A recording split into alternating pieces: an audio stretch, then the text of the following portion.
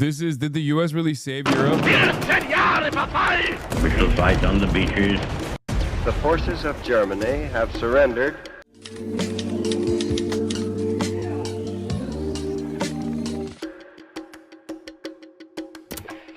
Did you see how the NATO head called him daddy? I did. Mark Rutte. Ladies and gentlemen, the United States should do whatever it is able to do to assist in the return of normal economic health in the world, without which there can be no political stability and no assured peace. Our policy is directed not against any country or doctrine, but against hunger, poverty, desperation, and chaos. Its purpose should be the revival of a working economy in the world so as to permit the emergence of political and social conditions in which free institutions can exist. It would be neither fitting nor efficacious for our government to undertake to draw up unilaterally a program designed to place Europe on its feet economically. This is the business of the Europeans. The initiative, I think, must come from Europe. The role of this country should consist of friendly aid. For the last 80 years, American politicians have talked a big game about spreading democracy, freedom, and prosperity around the world. If you've watched our videos before, or you've lived through events like Afghanistan and Iraq, you probably already know that's not the most honest rhetoric our speechwriters have come up with. Most of the countries where the US has intervened, they don't usually do so hot after the US is done. But then again, there's Europe. Most countries in Europe are doing okay.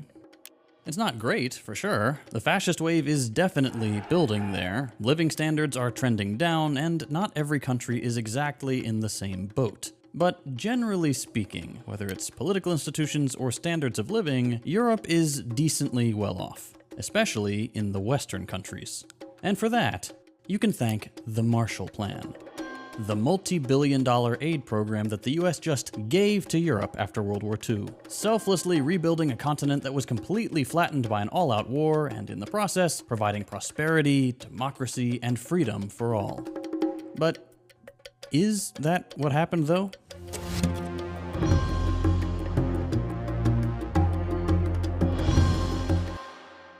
But first, it's ad read time, because I've got to pay my bills. Let me show you something real quick. Google your name. I know you have to open another tab or switch apps, just do it real quick. Odds are some of your personal information comes up, right? If I search my name, it's just my public social media accounts. Wanna know why? Because I use Aura, I'm doing sponsor of ethical today's reacts. video. If you've ever wondered why you're constantly harassed by spam calls, texts, and emails, here's why. There are companies called data brokers whose sole purpose is to find and sell your data. They do it without your consent, and they make billions selling it to marketers, scammers, and even Dude, the Dominican Ray is so strong it hit JT too. stalkers. And while they're legally required to remove your info if you ask, they make the process confusing and difficult on purpose. This is why I'm always recommending Aura to family and friends. They take care of everything for you. They remove your data from these sites, and they keep it removed. Aura is an all-in-one digital security tool. You may already use some other basic app, but not using Aura is like locking your front door, but leaving your back door wide open. And Aura doesn't just fight data brokers. They alert you if your personal data is found on the dark web, they provide real-time fraud alerts for credit and banking, 24/7 identity theft monitoring, a secure VPN, antivirus, parental controls, password manager, credit checker, and more. And if somehow anything does happen, Aura includes $5 million in identity theft insurance, and they have US-based fraud experts on call 24/7. If you're anything like me, I'm sure you're sick and tired of these stupid, evil little companies stealing your personal information and using it to make a quick buck. That's why I use Aura. It keeps me and my family safe online. If you're ready to protect your data, you can get 2 weeks absolutely free when you use my link. During those 2 weeks, you'll see exactly where your data is being leaked and who's doing it. Give it a try. I promise you'll appreciate the peace of mind. Now, back to the show. Okay, here's a statistic I want you to look at. In 1947, over 90% of the energy produced in Western Europe came from coal. Oil was nothing, less than 10% of the total energy bill, until 1960, when that number was already up to over 30%. Now, here's another statistic. Between 1947 and 1960, the same dates, the French Communist Party went from leading the National Assembly with over 160 seats to falling down to only 10. From first to basically last. And it turns out that the connection between these two statistics explains a lot about the US's strategy with Europe over the last 80 years. To make it simple, the Marshall Plan gave the US global veto power. Addressing the Senate Foreign Relations Committee, Secretary Marshall warns that failure of his plan means European collapse into... I don't understand it. They were just trying to rebuild Europe, dude. Nothing to see here, just America being the magnanimous, good-willed nation that it is. Duh.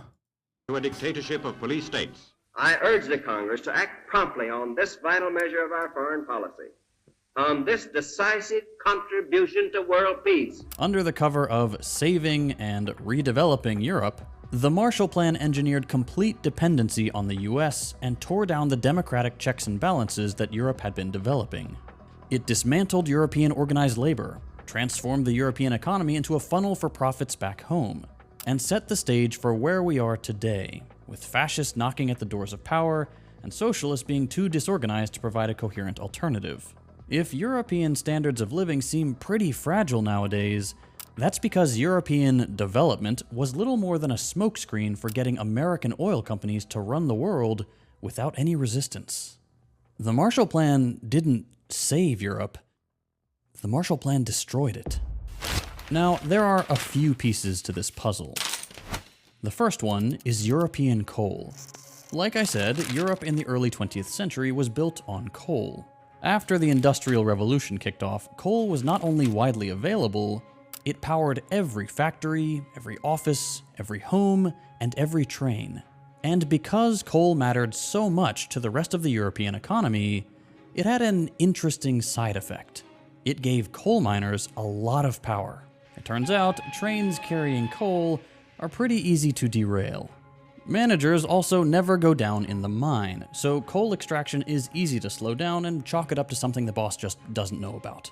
And if that doesn't work, a coal miner strike can easily trigger a general strike that ripples across a whole country when literally everyone in the country depends on this one thing. This would all be grossly undemocratic, except for the fact that coal production and distribution involved hundreds of thousands of people. Specifically, hundreds of thousands of unionized workers. And that mattered because coal unions were largely led by communists and communist parties. So even though European democracy was mostly only a thing for the elites, the very existence of communist-led coal unions gave normal workers a way not only to organize their workplace democratically, but then to take their ideas and actually force governments to listen to them. Coal workers could make sure that wages wouldn't be cut, hours wouldn't be extended, and the job wouldn't get more dangerous because they could threaten to shut everything I don't like this. It's just not enough free market principles being applied at the point of production. I hope they fix this.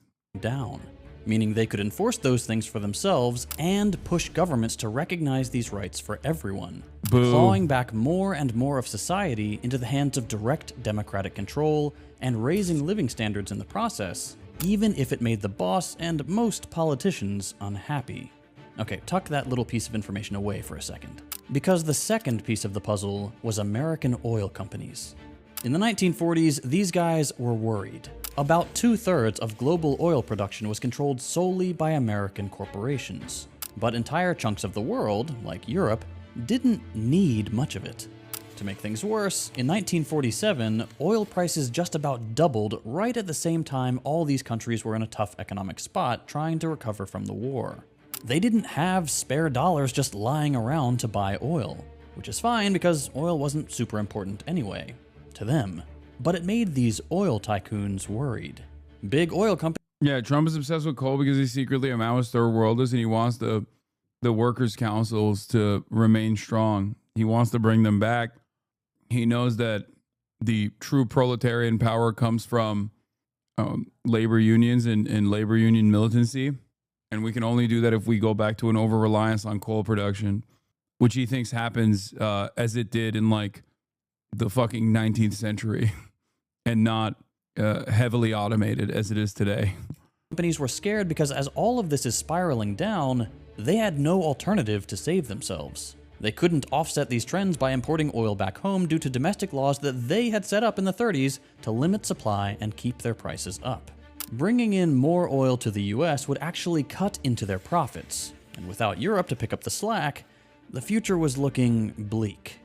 The third piece of the puzzle was the American government. After World War II, the US was relatively unscathed, and its top priority became making sure that its companies would make as much money for the ruling class as possible. And this meant giving them as much access to as many markets in the world as possible. With the Soviet Union's influence growing, the US was worried that more and more countries just wouldn't be interested in trading with the US on their terms. Terms that made American companies more powerful in a context where they were already very well off, while everyone else was still licking their wounds. The US was concerned that this would push Europe down the communist path after the disaster that fascist capitalism had gotten them into. And so preventing the spread of communism suddenly became very important. Once more, the world was reminded that basic in the idea of communism is the plan of world revolution, and that Russian communism has stepped beyond that plan to achieve world domination through aggression. Finally, you had European politicians. Finding a way to rebuild Europe after the war was everyone's goal. But for the European ruling class, it was important that this would happen without the most popular bloc of the government, the communists. That same important year we keep coming back to, 1947, communists not only made massive gains in European parliaments like in France and Italy, but also organized some of these countries' largest strikes. In France, for example, 3 million workers organized by a communist union took to the streets after inflation went up about 60% and food rations were down to less than half a pound of bread per day. In a context like this, either a revolution was going to transform European politics and swing towards equality, or politicians would need to find another way to stay in power. Enter the Marshall Plan. The Marshall Plan swooped in with the promise of fixing all these problems for the ruling class. It would unite the interests of American oil companies and politicians on both sides of the Atlantic, and it would do so by screwing over the usual suspects, communists and workers. And this was pretty explicit. The future French Prime Minister Pierre Mendès-France put it this way: "The communists are rendering us a great service. Because we have a communist danger, the Americans are making a tremendous effort to help us. We must keep up this indispensable communist scare." But how? To kickstart the process, the Marshall Plan set a few conditions. First and foremost, European countries had to integrate their economies together in the European Steel and Coal Community, the organization that eventually became the European Union. The first step made sure that the coal industry would be less competitive, which made automation across the industry easier, and in the process, also completely destroyed coal workers' power. The number of coal workers was drastically cut, and union strikes suddenly no longer meant anything. Their power was gone now that all these countries were coordinating over their heads, and coal could be sent in by a neighbor if there was even a whiff of a dip in supply. So that's coal miners dealt with. Secondly, the US brought in new managers to train European workers writ large. The US was more productive than Europe at the time, and US ambassadors came in to promote the idea that this was because European workers were just too lazy and needed to be paid less, worked harder, and Literally because they had more labor protections as opposed to America. have their unions broken up.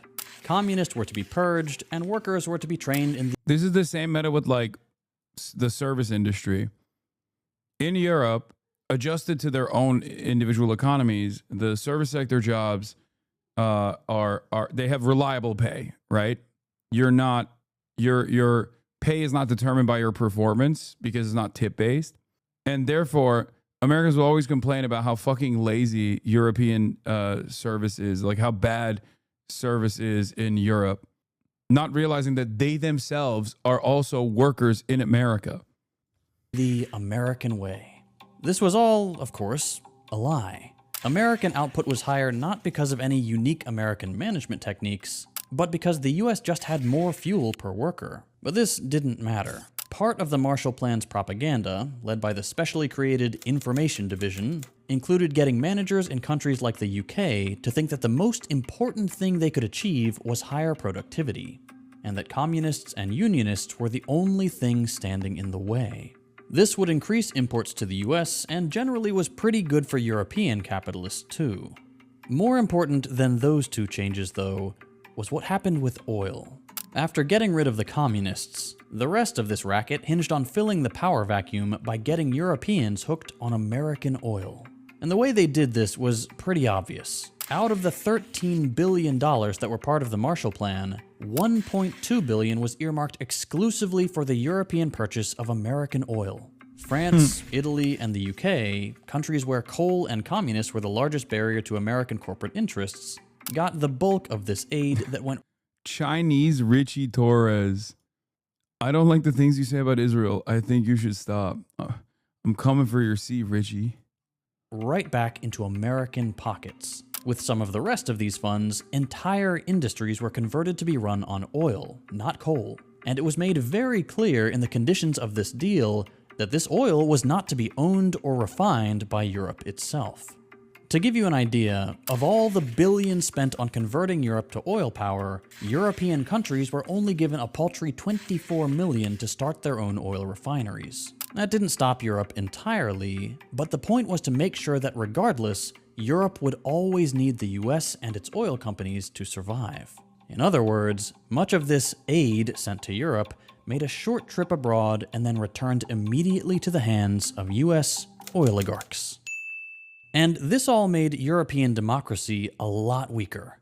Not only could Europe no longer really stand to contradict the US, who had their hand on the oil tap, the unions never recovered. Unlike coal, the oil industry is much harder to unionize. For starters, the oil wasn't even being pulled in Europe. It was coming in from the Middle East on ships, meaning there were no more train tracks and no more derailments. If it wasn't ships, oil was traveling by pipeline, and its journey now involved far fewer people loading and unloading it from one checkpoint to another, meaning fewer opportunities for workers to block the flow. And if workers blew up one of these pipelines, it turned out that those were much easier to fix than railroads. And that's not all. Oil extraction also requires fewer workers, who were almost exclusively working on the surface right next to their managers, meaning they had fewer opportunities to organize and get in their way. All of this combined meant that where once European energy required the consent of hundreds of thousands of people all working together, hundreds of thousands of people who needed to be kept happy with reasonable wages and chances to express their political preferences, oil promised to stamp all that out.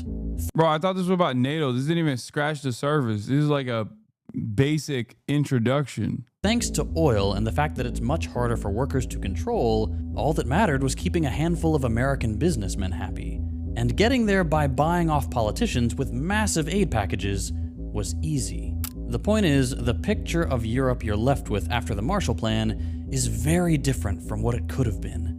Living standards went up, and the recovery after the war took relatively little time given just how destroyed much of these countries were. But Europe was rebuilt on shaky foundations.